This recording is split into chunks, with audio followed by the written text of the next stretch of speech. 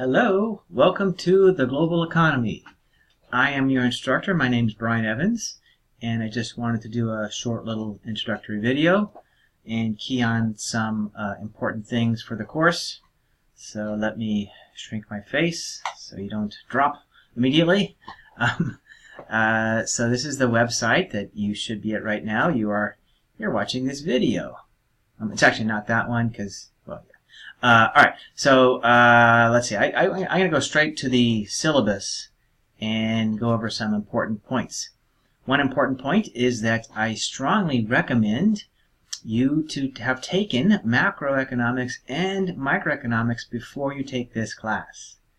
So it's not a strict prereq. If you haven't had those classes and you think you're a good student, then it should be fine. It could be fine. If you have the luxury, however, to go take one or both of those classes, then you might get more out of this class and maybe do better if you do that first. It's just basically, I don't have time to go through the macro and micro material. For example, supply and demand. I'm not going to spend a lot of time working through that model because that would take away too much of our time here. So we will have a textbook which you can review those things. And of course, if you have questions, I can help as much as I can, but I just want to warn you in advance that if you haven't had those classes, you're liable to kind of fall behind. Okay?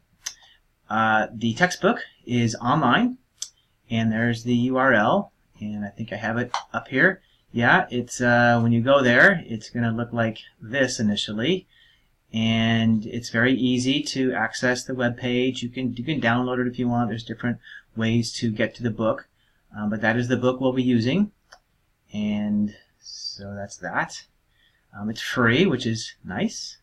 Free is good. We're also going to read a short, very, very short book called The Choice by Russ Roberts. Any edition works. The one I had was 3rd edition, so that's what I have here in the syllabus, but again, other editions are fine. And we're going to read that in the first half of the class. So just go ahead and order that now. You won't be quizzed on it, or you won't be tested on it until quiz 2. And also the final. So you have a little bit of time, so go ahead and order it soon. And again, you're going to find it very easy to read, and goes along nicely with the course. Okay, so the major problem with an online class is you don't have an instructor in front of you trying to teach you and answering questions.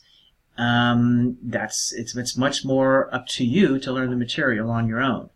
So that is a big difficulty. Obviously, the best substitute for that face-to-face interaction is probably videos. There are lots of very good videos out there on the internet, and I've tried to cull out some of them that are quite good, and they're already embedded in the course. All right, but there's no reason to stick to only those videos, so you're free to go search for yourself for other videos. I have listed here some other sites that I think have been pretty good. So if you find something that you think is extremely helpful, that would be great to share it with the class. Okay, another very important thing is that this Friday, the first Friday of class, there is a syllabus quiz that's due, and if you do not take it, you will be dropped from the class. Okay, if you're not organized enough to take a very, very short syllabus quiz in the first week of class, then you're not going to do well anyway. So I would print this syllabus out, or at least have it up online as you take the quiz. It should be quite easy, but it goes over many of these same points I'm going over right now. But do that before Friday, okay? There are going to be 4 online quizzes, 80 minutes each, 30 multiple choice questions. They're open for a couple days, so the window is a 2-day window. I think it's Sunday to Monday. Sunday morning to Monday night, and within that, once you open it up, you have 80 minutes to finish the quiz. That's that. The final exam is going to be Wednesday, the 13th of December, 3:30 p.m. here at Foothill in room 3301. Okay, that's the only time we will actually meet face to face. If you are not a local student, you can arrange an off-campus proctor. Okay. So the requirements are here in the syllabus.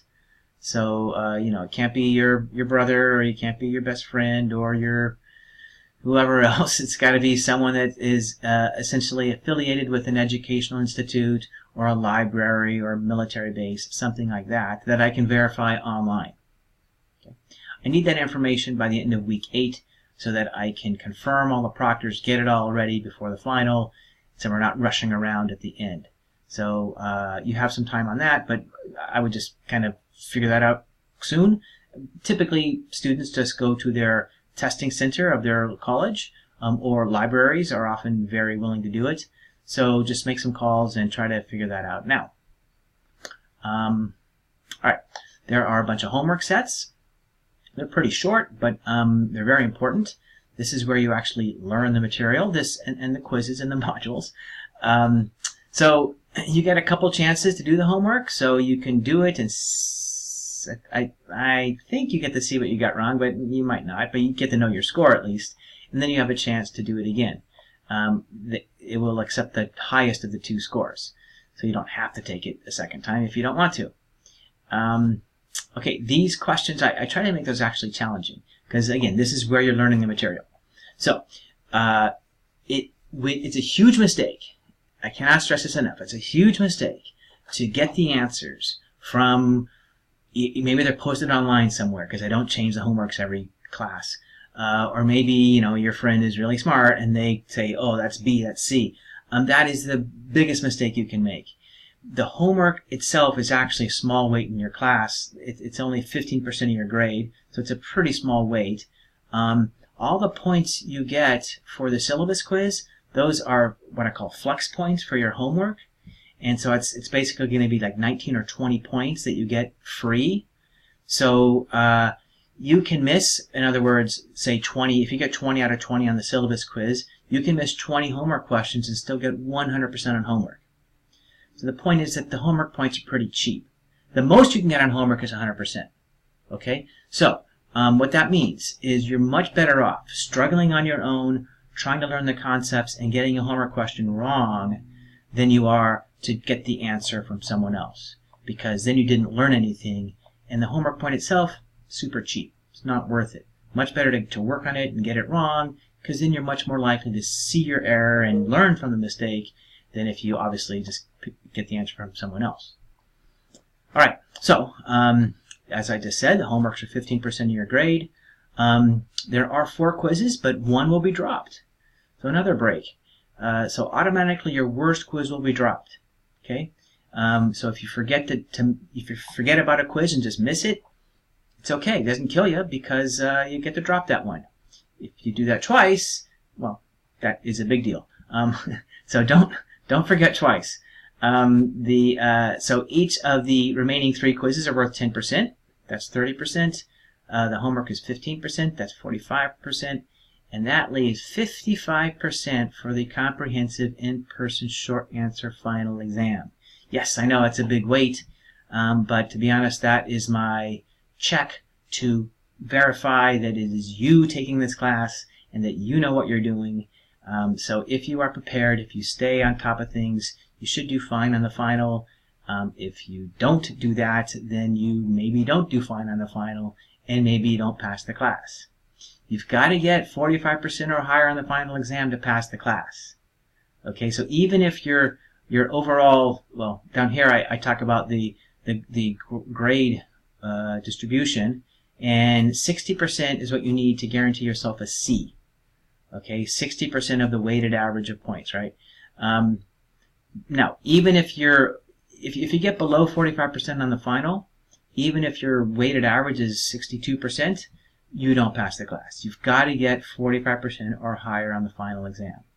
Okay, so that's our big marathon race, and we're starting to train for that marathon, not the night before, but now. Okay, so keep that in mind. There's one way to get extra credit points in this class, and that is through effective use of the discussion chambers. Right? What that means is, well, what that doesn't mean is in the last week posting 57 times to try to get your quota up, because it's not about quantity. It's about consistent quality posts. And by quality, I mean they don't have to be brilliant insights. You're not supposed to know this stuff, So asking questions counts, answering questions counts, discussing the homework counts.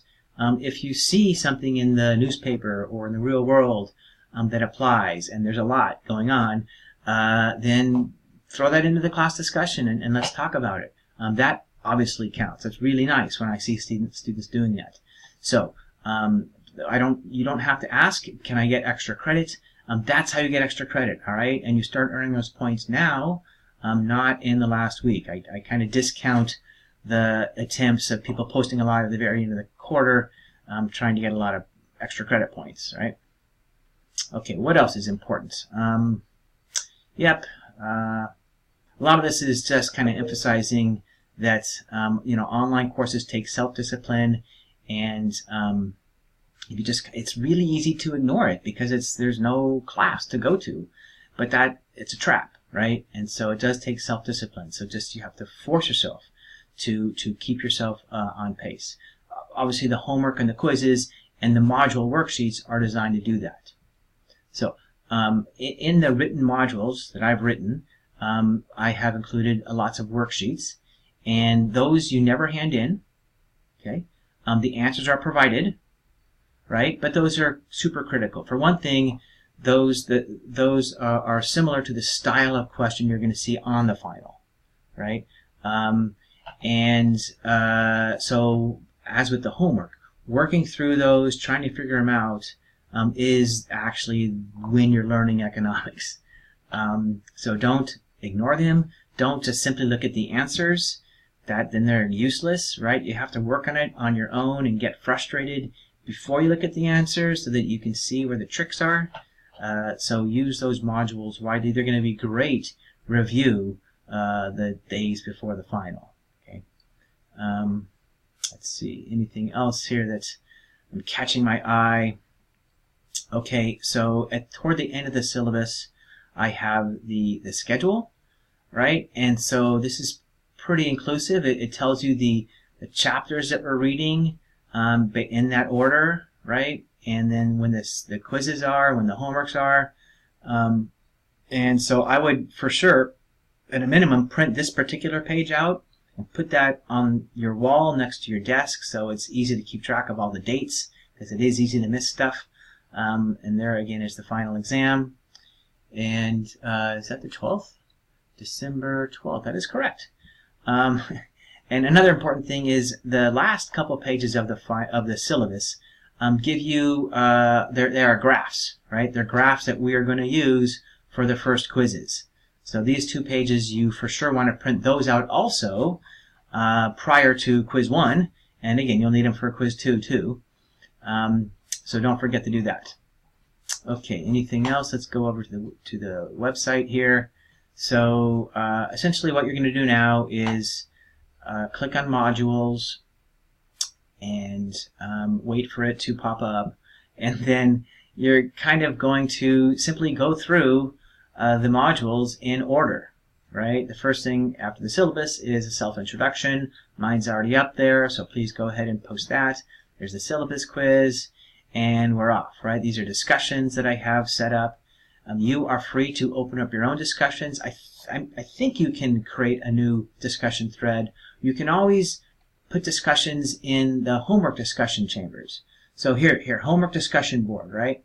So in here, that's where you can ask and answer questions about the homework. But again, you can also say, hey, this applies. This is a similar concept, and it's happening in the world right now. So you can discuss stuff there also.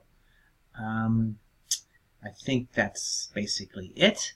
If you do have any questions for me, I do read the discussion chambers every day, and I don't answer questions about the homework immediately because I want to train you to help each other out, and that way you get bonus points. And also, clearly, explaining stuff to others is a great way to learn. So I have to train you to do that. If I just answer everything right away, then you are trained to just wait for me to answer it. So I want you guys to get on board here and help out. But you can always email me here through the inbox. You click on that and you can send me a message. Okay, good luck with the class, and let me know if you have any questions, and I'll see you around. Bye-bye.